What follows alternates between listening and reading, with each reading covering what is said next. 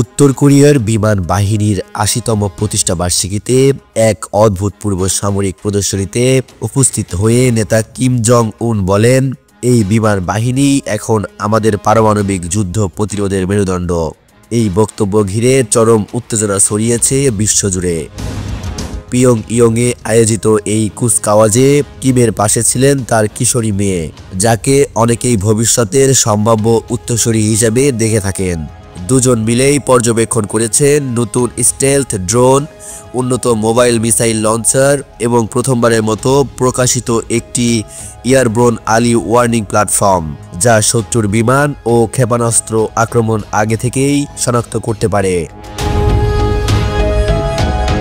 রাষ্ট্রীয় গণমাধ্যমে এই প্রদর্শনীকে বলা হচ্ছে কৌশলগত বিমান শক্তির নতুন যুগ।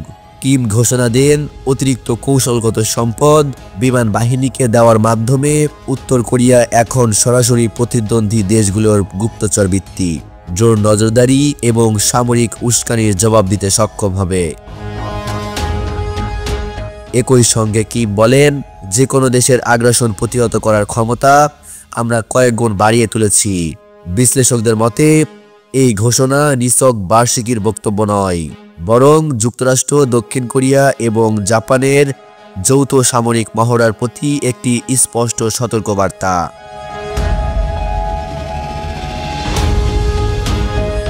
উত্তর কোরিয়া বহু বছর ধরে ক্ষেপণাস্ত্র ও পারমাণবিক প্রকল্পে বিনিয়োগ করলেও বিমান বাহিনী তাদের দুর্বল ক্ষেত্র হিসেবে পরিচিত ছিল।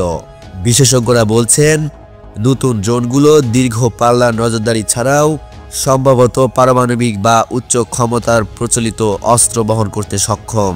আর মোবাইল মিসাইল লঞ্চার মানে কোনো স্থির ঘাঁটিতে না থেকে যে কোনো স্থানে লুকিয়ে নিক্ষেপের ক্ষমতা।